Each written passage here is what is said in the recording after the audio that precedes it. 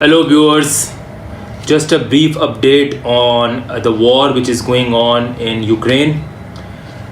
It looks as if the Russia is closing in or increasing its intensity of attacks in the northern zone of Ukraine, especially around Kharkiv area, which is the second most populous city of Ukraine, which is predominantly a Russian city. There are Russian speaking people in Kharkiv. This is putting extraordinary pressure on the Ukrainian defenses, on the beleaguered line, the defensive line, all across the eastern front. The Ukrainian state or the Ukrainian regime had to divert resources which are already very thin. I'm talking about the manpower resources, the Ukrainian army, the manpower, the numbers have to be diverted from the eastern half or eastern flank to the northern flank, and that put extraordinary pressure on the eastern half of the line against the Russian attack or against the Russian front. President Putin had made it absolutely clear that there would be absolutely no negotiations with Zelensky anymore, because Zelensky has lost its legality, as his presidential term has already expired last week, and President Putin, I think, will now slowly march on and slowly able to crush whatever Ukrainian army is left. The West, I believe, is under severe pressure, because whatever they planned 2.5 years back is now crumbling, is now shattering all across their faces.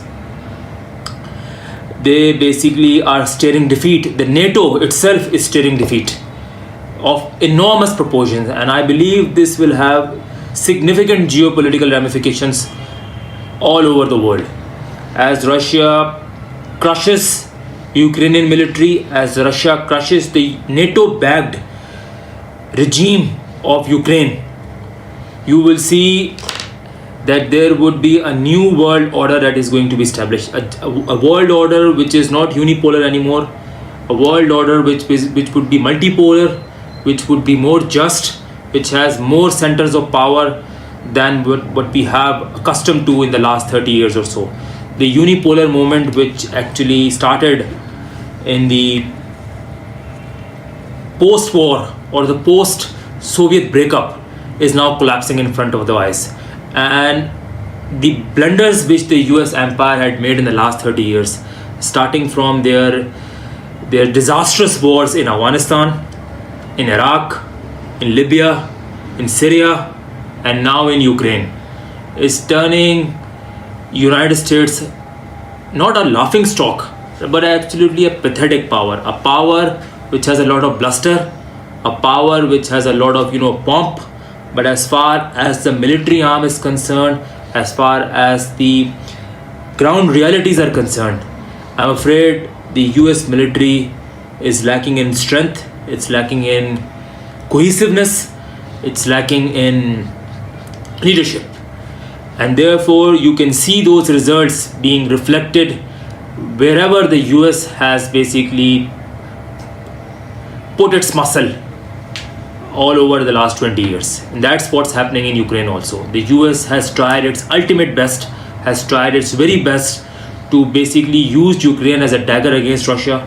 But Russia, after 2.5 years of, strenuous, very well-led fight, had able to crush this Nazi-backed or Nazi majority Nazi party Ukrainian army.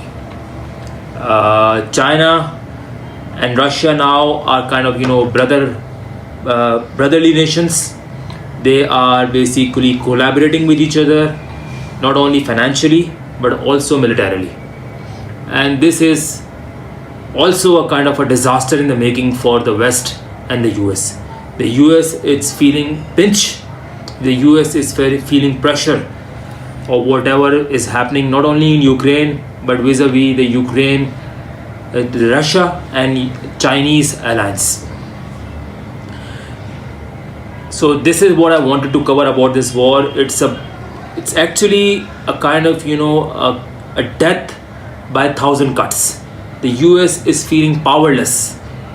It has done everything which it can in its power. It had spent about $200 billion so far in the last 2 years or so. It had coalesced a kind of a 50 nation alliance, NATO alliance, various countries including Pakistan also backing Ukraine, providing arms. There are various trained officers who are training military, the Ukrainian military in the Ukrainian army. All this is now closing up, or it's now falling apart. That this whole NATO disaster is kind of shattering in front of our eyes, and Russia is prevailing in Ukraine.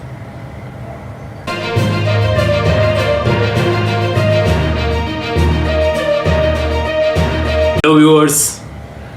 Julian Assange, the founder of the WikiLeaks, arguably the greatest, perhaps one of the greatest journalists of all times, and undoubtedly the greatest journalist of the 21st century.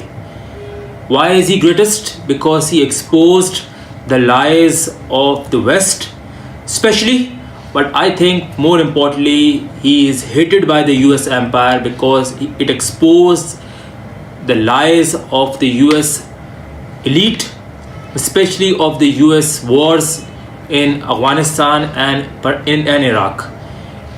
Julian Assange actually exposed the war crimes which were conducted by the US armed forces in Iraq. The killing, the unreasonable killing of the Iraqi civilians were videotaped and then released by Julian Assange and WikiLeaks. This was unacceptable to the US elite because it basically smashes their narrative of championing democracy. Their narrative of bringing democracy to Iraq was completely thrashed by Julian Assange. He was also remembered, and I think the third world, but especially the global south, is thankful for its role, or Julian Assange's role, which he basically done in its WikiLeaks when it exposed the wealth stashed abroad of the third world countries, especially all over the West, all over the Red Sea capital of the Western countries. Julian Assange is now currently facing prison. He's been incarcerated in a high security prison in Belmarsh, UK. But there is a glimmer of hope just recently when British judiciary has allowed Julian Assange's right to appeal because British judiciary feels that the decision which has been made right now, the British judiciary, the two bench judges actually feel that he won't have access to a free trial in US. And I hope that Assange's lawyers were able to persuade this bench that there is absolutely no chance that Julian Assange will be able to get a fair trial in the US criminal justice system. I hope that this time along, after 12 years of his persecution, he would finally get some respite, finally get some life back, and I hope he would be amongst us doing his work, which he is remembered so brilliantly. He is remembered I would say smashingly by all over the world. I hope Julian Assange would be a free man, although it looks unlikely because of the pressure which is put by the US on the British judiciary these days. But hope for the best. Thank you so much.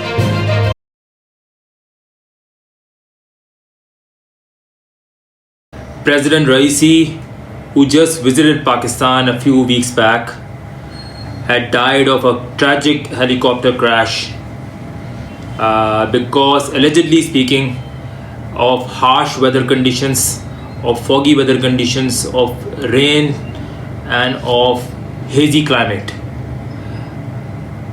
Well, that's the official narrative. So you really can't dispute unless you have strong evidence. But there is always there is always a suspicion in your mind whenever you are dealing with Iran, because Iranian scientists have been attacked, Iranian presidents have been attacked, Iranian state officers and official bureaucracy had been attacked. So I'm not surprised. I won't be surprised that in future we will hear that this was a conspiracy hatched by Israel or the West.